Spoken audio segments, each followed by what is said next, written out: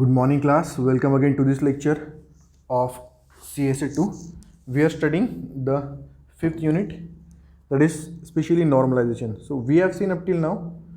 What we have seen up till now, we know what do you mean by first normal form. In first normal form, there must be an atomic value of any attribute. That means if there is an attribute phone number, then it must store only one phone number. If you are having two phone number, then you have to write it in two separate rows in a particular table. So that is atomic value. So that was first normal form. In second normal form, what we have seen, there should not be any partial dependency. Suppose there is, for example, if I want to get the name of a student, then I must know his class, that is third year mechanical 1, that is TM1 and roll number 1, then I will get his name. But if I only say third year roll number 2, then it can be from TM1 or TM2. So to get the exact name, I have to use both the things, that is the third year, that is TM1 class and roll number. So now here TM1 and class, they form a candidate key. So there should not be, the non-prime attribute should be dependent on both of them, not on any subset of him. That means एक TM1 से सिर्फ मुझे student नहीं पता चलना चाहिए, या फिर एक रोल नंबर से सिर्फ मुझे पता नहीं चल रहा. तो ये हो गया था second normal form. Third normal हमने फॉर्म में क्या देखा था, ट्रांजिटिविटी डिपेंडेंसी नहीं होना. जैसे सपोज एक टेबल है, उसमें EMP ID से आपको मिल रहा है सपोज एक कोई टू बी फैक्टर EMP, आपको EMP ID से EMP zip मिल रहा और EMP zip से उसका कंट्री मिल रहा और कंट्री से उसका स्टेट मिल रहा. तो ये एक के ऊपर एक जो डिपेंडेंसी हो रही है, ये डिपेंडेंसी नहीं चाहिए. वो था हमारा third normal form. So we have already seen, then we have seen what do you mean by lossless decomposition and what do you mean by lossy decomposition. So that is what we have seen up till now. Now after 3NF, और ये सब हम कर क्यों रहे, 1NF 2NF 3NF की we have seen. Despite of the table being looking very good, the values are being stored very nicely, yet it is found that there are certain anomalies in it, and those anomalies are like update anomaly, delete anomaly and insert anomaly. So even after in 1NF you have anomaly.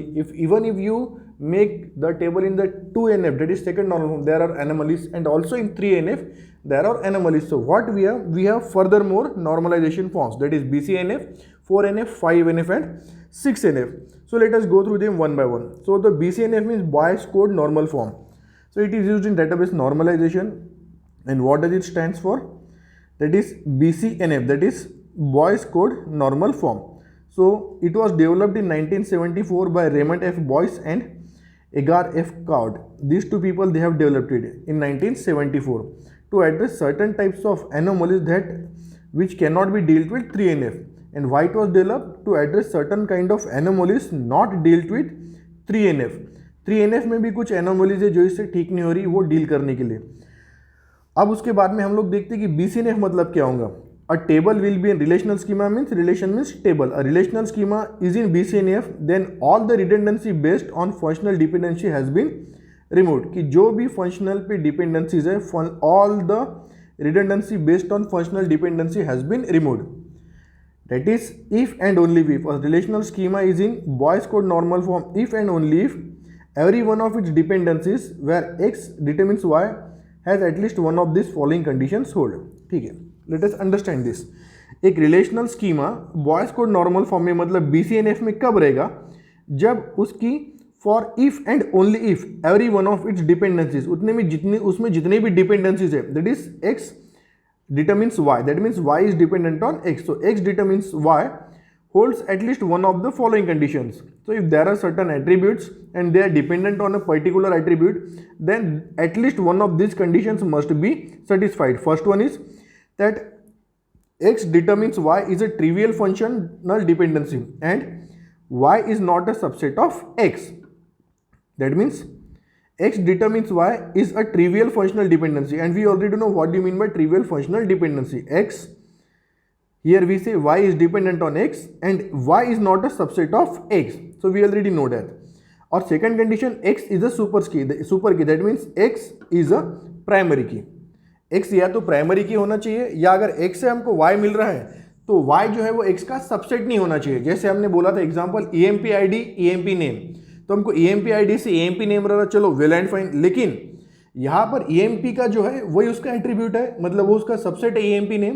तो ये फिर ये dependency हमको नहीं चाहिए. हमको कैसे चाहिए डिपेंडेंसी, कि हमको EMP ID से कुछ ऐसा फैक्टर मिल रहा जो इसका सबसेट नहीं है, या फिर x सुपर की होना चाहिए. तो देखो यहाँ पर देखते हैं, एक एग्जाम्पल देखते हैं, ये table EMP ID EMP country, EMP department, department type, EMP department number.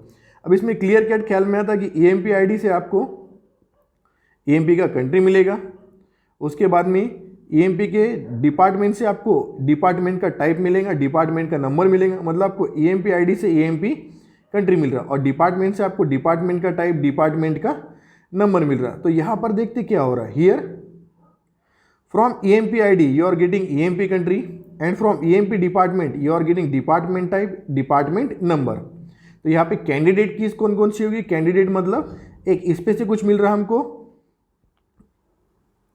एक इस पे से कुछ मिल रहा EMP ID से EMP कंट्री, और दूसरा इस पे से कुछ मिल रहा। तो this EMP ID and this EMP department they forms the candidate P. Now the table is not in BCNF. Why? Because EMP underscore department or EMP underscore IDs are not alone or keys.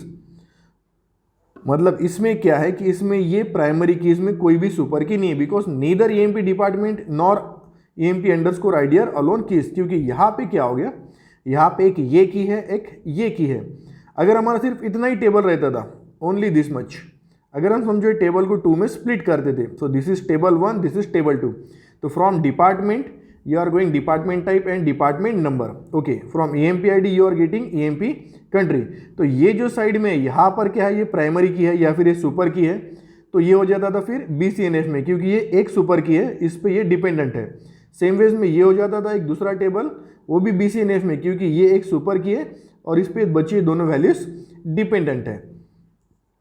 सो इसको, so what will do, will split the table into 2 things. यहाँ पे हमने बना EMP ID, EMP country, उसके बाद में EMP department, department type, EMP department number. अब हमने यहाँ पे EMP क्यों कॉमन ली, because whenever you have to join the table, ये टेबल को हम स्प्लिट करते हैं। नॉर्मलाइजेशन में हम लोग क्या करते हैं, टेबल को स्प्लिट करते हैं, लेकिन जब भी आप टेबल को स्प्लिट करोगे तो आपको उसको रिकवर भी करते आना चाहिए, यानी टेबल को इस तरह स्प्लिट करना पड़ेगा कि आपने सपोज एक टेबल से 3 टेबल बनाए, तो वो जब आप 3 टेबल आप ज्वाइन करोगे तो आपको पहला टेबल मिलना चाहिए। तो जब आप 2 टेबल को ज्वाइन करोगे, समझो आपने टेबल था A, उसके 3 बनाए, A1, A2, A3, तो A1 और A2 को जब आपको ज्वाइन करना है तो उन दोनों में कुछ ना कुछ एक कॉमन एट्रीब्यूट होना चाहिए। इसीलिए फिर हमने यहाँ पर क्या किया, यहाँ पे EMP department, department type, okay. अब उसके बाद में हम लोग देखते हैं जैसे EMP डिपार्टमेंट और डिपार्टमेंट टाइप, तो डिपार्टमेंट टाइप से हमको मिल रहा है डिपार्टमेंट नंबर, और EMP डिपार्टमेंट से मिल रहा है डिपार्टमेंट टाइप, ठीक है। नेक्स्ट हम लोग देखते हैं EMP ID और EMP डिपार्टमेंट, ये बना है। अगर आपका ID ये है तो डिपार्टमेंट ये है, यानी यहाँ पे आपको सीधे सीधे ये हो गया आपकी प्राइमरी की, ये हो गया नॉन प्राइम एट्रीब्यूट, डायरेक्टली यहाँ पर हो गया। Here from the department you are getting type and from the type you are getting number. उसके बाद में यहाँ पे सीधे सीधे आपको ID से मिल रहा है डायरेक्टली यहाँ पे आपको कंट्री। तो अब इन तीनों टेबल में देखो एक चीज़ क्या होगी, सबसे पहली बात तो ये टेबल 3NF में 3 नॉर्मल फॉर्म, 3 नॉर्मल फॉर्म क्या बोल रहा था कि इसमें ट्रांजिटिविटी डिपेंडेंसी नहीं है। ट्रांजिटिविटी डिपेंडेंसी है कि जैसे ID से आपको डिपार्टमेंट मिला, डिपार्टमेंट से कुछ और वैसा नहीं हो गया। यहाँ पे आपको क्या हो गया, ट्रांजिटिविटी डिपेंडेंसी एक खत्म हो गई। और सेकंड, यहाँ पर जो है on one side there is a primary key, यहाँ पर ये प्राइमरी की है। उसके बाद में in this department again this is a primary की, और उसके बाद में यहाँ पर फिर से जो है this is again a primary की। तो यहाँ पर हमको प्राइमरी कीज मिल गई, तो ये क्या में आ गया BCNF में, that is boys Codd normal form.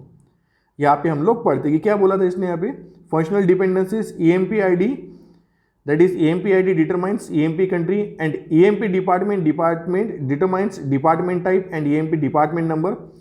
So the keys are in the first table EMP ID is the key, for the second table EMP department is the key, and for the third table EMP ID and EMP department both are the keys. So on both the sides we are having the primary keys. जैसे यहाँ पर EMP department and department type, these both are the, here you can say EMP ID it is the key, and here EMP ID again it is the key department, and then EMP ID and EMP department are the keys. So based on those keys this is in BCNF। मतलब यहाँ पे हमको क्या मिल रहा है, here you can see left side part of both the functional dependencies is a key। मतलब ये जो हमारा X है वो क्या बन गया, की बन गया, EMP ID और EMP डिपार्टमेंट। यानी यहाँ पे जो था हमारा EMP डिपार्टमेंट ये हो गया की, क्योंकि ये आपको पता है तो आपको डिपार्टमेंट और डिपार्टमेंट नंबर पता चलता। यहाँ पे हो गया था आपको EMP ID पता है तो EMP डिपार्टमेंट पता चलता, मतलब ये भी प्राइमरी की है। और पहले टेबल में क्या हो गया, अगर आपको ID पता है तो आपको कंट्री पता चलता, तो ये भी हो गया आपकी प्राइमरी की। तो अब तीनों टेबल ऐसे वो 3 नॉर्मल फॉर्म में ऑलरेडी है 3NF में, और साथ में along with being in 3NF में रहने के साथ में अब उसमें क्या है कि हमको हर टेबल में एक प्राइमरी की अवेलेबल है। So the condition for BCNF that is boys Codd normal form, इसको 3.5 नॉर्मल फॉर्म भी बोलते हैं, वो क्या था कि X इज अ सुपर की, या तो X से अगर आपको Y मिल रहा, if X determines Y then X must be a super key, तो X सुपर की होना चाहिए। ठीक है, okay, that is well and fine. और हमने किया क्यों, क्योंकि यहाँ पे भी एनोमली हो सकती थी। जैसे सपोज कि किसी एक पर्टिकुलर एम्प्लॉय आईडी है, सपोज कोई ये एक एम्प्लॉय, जैसे इसमें ये एम्प्लॉय है, सपोज एक डिपार्टमेंट आपका बंद हो रहा है, सपोज ये आपका डिपार्टमेंट टेस्टिंग का आपको बंद करना है, तो आपको उसकी पूरी इन्फॉर्मेशन डिलीट करेंगे, तो आप टेस्टिंग के साथ उसका कंट्री, उसका आईडी, उसका डिपार्टमेंट टाइप और उसका डिपार्टमेंट नंबर सब डिलीट कर देंगे। तो ये इन्फॉर्मेशन जो है ये और जगह पे स्टोर हुई है। उसके बाद में डिपार्टमेंट टाइप और डिपार्टमेंट नंबर भी आपने डिलीट कर दिया। लेकिन ऐसा हो सकता है कि ये एम्प्लॉय को आप कहीं पे और ट्रांसफर करें, सपोज हम इसकी बात करते हैं, यहाँ पर थोड़ा सा हम इसकी बात करते हैं। अगर आपने स्टोर्स को हटा दिया तो आपने ये भी डिलीट कर दिया, ये भी डिलीट कर दिया, ये भी डिलीट कर दिया, ये भी, अब आपने पूरा का पूरा डिलीट कर दिया, लेकिन आपने एम्प्लॉय को तो नहीं हटाया। ये एम्प्लॉय को आप क्या होंगे, कहीं पे और डिपार्टमेंट में जा रहे हैं, तो इसकी वजह से क्या होंगे, यहाँ पर आप डिलीट, अपडेट और इंसर्ट नहीं कर सकते। दोज आर द एनोमलीज, वो निकालने के लिए फिर हमने BCNF यूज किया था। अब BCNF के बाद में आता 4NF, that is next normal form is fourth normal form. अब फोर्थ नॉर्मल फॉर्म में कब रहेगा, when it is in BCNF and has no multivalued dependency. Multi-value dependency, it is very easy to understand. We have already seen what do you mean by multi-value dependency. So let us go through that. A relation will be in 4NF if it is in Boyce code normal form and has no multi-value dependency. Now for a dependency A determines B. If for a single value of A, multiple values of B exist, then the relation will be a multi-value dependency. So let us understand what do you mean by multi-valued dependency. If for a dependency A determines B, if suppose B is dependent on A and for one value of A, the multiple values of B exist, B की multi value वहाँ पर exist होती है, that is called as multi valued dependency. तो Boyce Codd normal form में होना चाहिए और मल्टी वैल्यू डिपेंडेंसी नहीं होना चाहिए। This are the conditions for 4NF. So let us see them.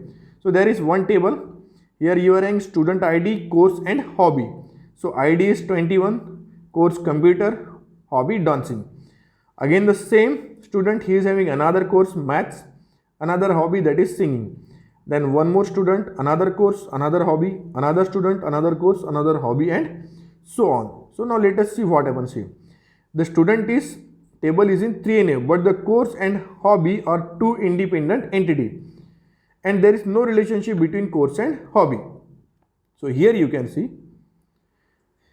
if from student ID you can get the course, student ID 21, course mathematics and hobby is dancing, but you must get at least both these things. A student ID 21 having course computer is having the hobby dancing, but this course and this dancing, they are different thing, because course can have attribute like course ID, course name, and hobby is an altogether different entity. मतलब hobby और course ये अलग अलग entity है, इनके बीच में कोई relation नहीं है, they do not have any relation in between them, okay. और उसके बाद में स्टूडेंट आईडी से आपको यहाँ पर कोर्स भी मिलेगा और स्टूडेंट आईडी से हॉबी भी मिलेगा। लेकिन यानी अब देखो, अब कोर्स आपका कंप्यूटर भी हो सकता, मैथ्स भी हो सकता, हॉबी डांसिंग भी हो सकती, सिंगिंग भी हो सकती। तो यहाँ पर क्या हो रहा, आपको मल्टी वैल्यूड मिल रही है, आपको एक से ज़्यादा वैल्यूज मिल रही है। In the student relation with student under 21 contains 2 courses, computer and maths and 2 hobbies dancing and singing. 2 course मिल रहे हैं उसके, कंप्यूटर भी और मैथमेटिक्स भी, और सेम वेज में 2 हॉबीज मिल रही है, singing and dancing. So in this case there is multi valued dependency on student underscore ID, STU underscore ID. यहाँ पे मल्टी वैल्यूड डिपेंडेंसी है। तो अगर यहाँ पे मल्टी वैल्यूड डिपेंडेंसी है, that means this particular table is not in 4NF, क्योंकि 4NF का क्या था, there has to be no multi valued dependency, वहाँ पे मल्टी वैल्यूड डिपेंडेंसी होना ही नहीं चाहिए। तो ये टेबल काय में आ गया था, 4NF में नहीं है, क्योंकि यहाँ पर मल्टी वैल्यूड डिपेंडेंसी है। अब ये अगर होती तो what will do, we can easily remove it. हमने क्या 2 टेबल बना दिए, फिर एक स्टूडेंट आईडी और कोर्स। अब आप क्लियरली देखो कि यहाँ पे course, this is dependent on student ID, so this can be A primary की। ओके, अब उसके बाद में या फिर यहां पर आप देखो स्टूडेंट एंड कोर्स, और दूसरा हमने बनाया student and hobby, that is, अब ये जब टेबल आप देखेंगे स्टूडेंट और कोर्स, उसके बाद में हमने बनाया student and hobby, student ID and hobby. Now this table is in 4NF। 4NF मीन्स, देखते 4NF की क्या डेफिनेशन है कि it has no multi value dependency. पहले तो BCNF में है, और मल्टी वैल्यू डिपेंडेंसी मतलब स्टूडेंट आईडी से आपको हॉबी मिल रहा है, लेकिन इससे और कुछ मिल रहा क्या, नहीं मिल रहा। तो ये काय में आ गया, यहाँ पर एक टेबल है कि स्टूडेंट आईडी से आपको क्या मिल रहा, हॉबी। इसके अलावा और कुछ मिल रहा है कि स्टूडेंट आईडी से, नहीं। पहले टेबल में क्या हो रहा था, पहले टेबल से आपको स्टूडेंट आईडी से कोर्स भी मिल रहा था, हॉबी भी मिल रहा था, मतलब एक ही आईडी से आपको ये भी मिल रहा, ये भी मिल रहा, तो इसको बोल देते हैं मल्टी वैल्यू डिपेंडेंसी। बट वो हमने यहाँ पर खत्म कर दिया। यहाँ पे आपको सिर्फ स्टूडेंट आईडी से कोर्स मिलेगा और स्टूडेंट आईडी से आपको एक जगह पे हॉबी मिलेगा। हाँ, जब आप इनको कंबाइन करेंगे कि स्टूडेंट आईडी और कोर्स मैथमेटिक्स, तो तब आपको यहाँ पर इसकी हॉबी पता चल सकती है, ठीक है। तो ये टेबल आ गया 4th नॉर्मल फॉर्म में। So this is about 4 normal form, ठीक है। अब उसके बाद में next is 5th normal form. I hope you are getting it, आपको सब समझ में आ रहा होगा। फ्रॉम 1st to 4th और 5th नॉर्मल फॉर्म, हमने सबसे पहले देखा था 1 नॉर्मल फॉर्म, उसके बाद में 2nd, बाद में 3rd, बाद में 4th। अब उसके बाद में देखते हैं 5th normal form. 5th normal form में क्या बोलते हैं, a relation is in 5NF if it is in 4NF। So it is but obvious कि हर रिलेशन जो है वो अगर 3rd नॉर्मल फॉर्म में है, तो 3rd नॉर्मल फॉर्म में एक कंडीशन तो ये जरूर रहेंगी कि वो पहले 2nd नॉर्मल फॉर्म में हो। अगर वो 2nd नॉर्मल फॉर्म में है तो उसकी एक कंडीशन ये जरूर रहेंगी कि वो 1st नॉर्मल फॉर्म में हो। अब वो अगर 5th नॉर्मल फॉर्म में है तो उसकी कंडीशन पहली क्या रहेंगी कि it should be in 4th normal form. तो ये सबसे पहली condition, it should be in 4th normal form and not contains any joint dependency and joining should be lossless. 5NF is satisfied when all the tables are broken into as many tables as possible in order to avoid redundancy। कि एक table को हमने इतना break किया, जितना maximum उसको break कर सकते थे उतना हमने उसको ब्रेक किया, ताकि रिडंडेंसी आप अवॉइड कर सके। Redundancy means rewriting the same data again and again, कि एक ही डेटा को आप बार बार स्टोर कर रहे हो, तो वो होती है redundancy. You have to avoid that. तो आपने टेबल को जितना आप नॉर्मलाइज कर सकते थे, जितना आप टेबल में उसको डिस्ट्रीब्यूट कर सकते थे, एक टेबल से जितने मैक्सिमम टेबल आप बना सकते थे उतने आपने अगर बना लिए, तो वो हो गया that particular table will be in, और it will be in 5NF, that is 5th normal form की। उसके आगे आप उसको डिस्ट्रीब्यूट ही नहीं कर सकते हो। लेकिन जब आप इन सब को ज्वाइन करोगे तो you must get your original table. तो जब आपने सपोज एक टेबल को 4 इसमें ब्रेक किया, अब उसके आगे उसको ब्रेक करना पॉसिबल ही नहीं है, और उस पर आपने सभी यूज कर लिए 1NF, 2NF, 3NF, 4NF and everything. Now it is not possible to break it further. So in that case it will be in 5NF, that is 5 normal form. But remember, after joining this all tables you must guess the initial table or the parent table.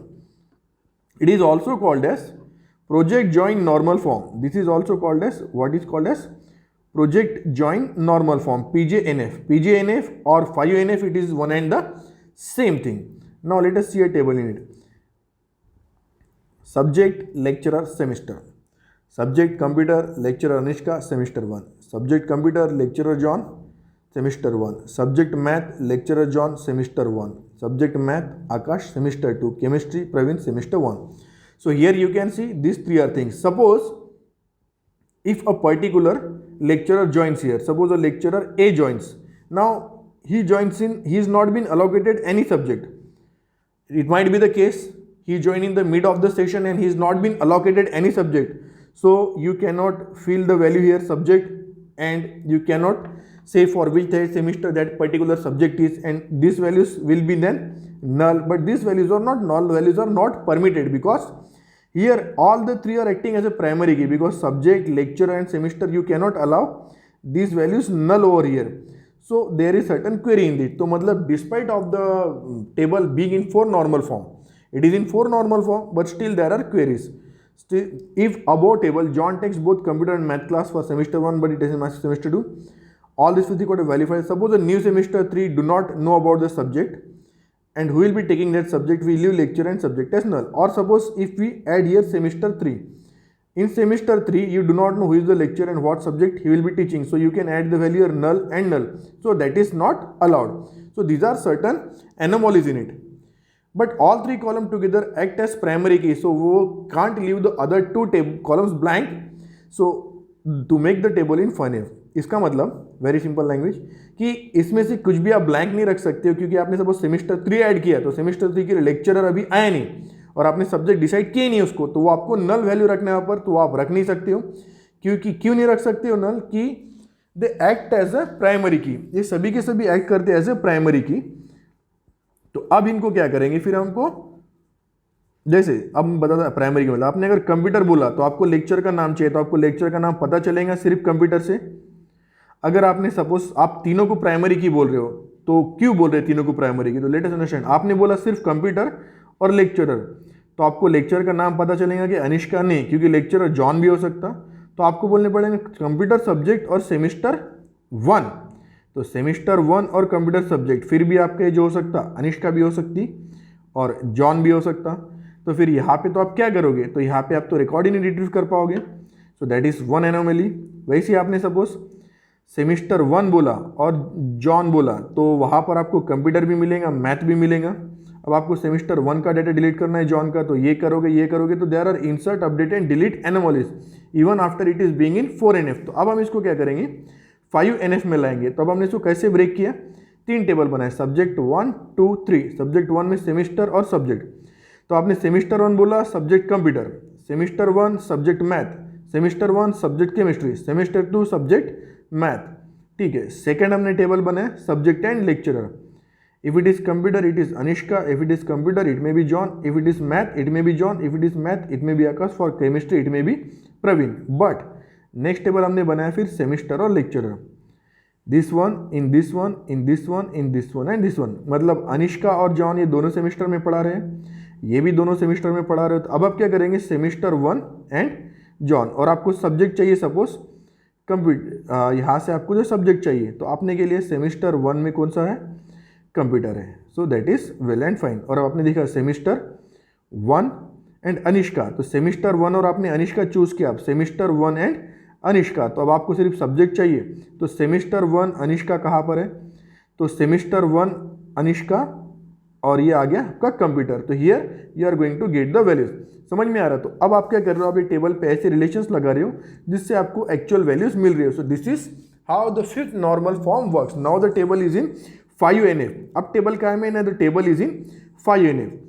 फिर से समझो कि अगर आपने बोला semester 1 and subject computer, और ये table को फिर आप इसने ज्वाइन किया कि सेमेस्टर और सब्जेक्ट पता चल गया, अब आपको चाहिए था लेक्चरर, तो सेमेस्टर 1 कंप्यूटर और कंप्यूटर के लिए लेक्चरर अनिष्का, लेकिन हमको होना था सेमेस्टर 1 के लिए यस, तो semester 1 Anishka and the subject will be computer. Semester 1 computer, the lecturer can be John और so on. So now this is the table in 5th normal form. अब आप ये टेबल देख के बोलेंगे सर ये वैल्यूज तो बार बार रिपीट हो रही, बट इससे ज्यादा आप टेबल को ब्रेक नहीं कर सकते हो। You cannot the break table more than this. इससे ऊपर आपने 3 एट्रीब्यूट्स थे और आपने 3 एट्रीब्यूट्स के 1, 2, 3 एट्रीब्यूट्स थे, तो 1, 2 एक टेबल बनाया, 2, 3 एक टेबल बनाया और 1, 3 एक टेबल बनाया। इससे ज्यादा आप एट्रीब्यूट्स को स्प्लिट नहीं कर सकते हो। सो this is the 5th normal form, that is 5NF। Now the last thing, that is 6th normal form. So what do you mean by 6th normal form?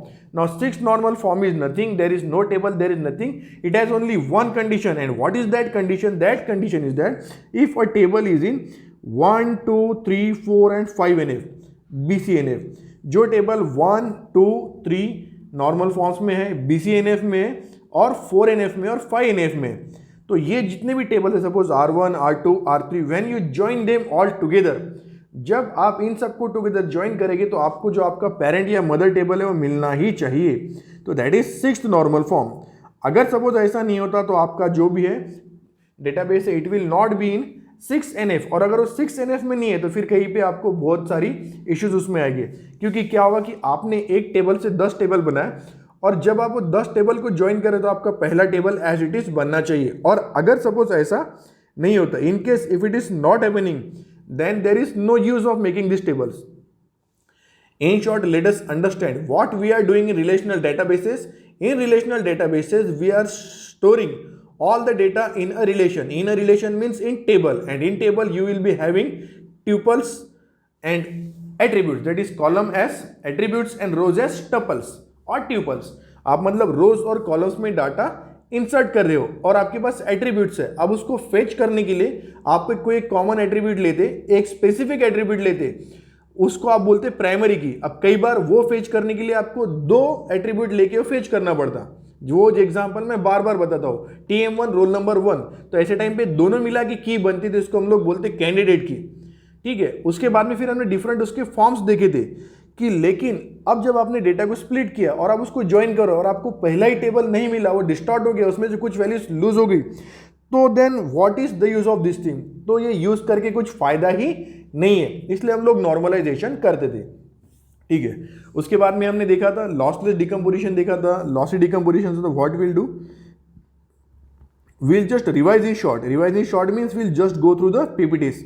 ये पीपीटीज को फटाफट हम लोग देखते थे, that will be easier for us to understand. इससे हमको फटाफट समझ में आएगा कि हमने क्या क्या अब तक देखा था.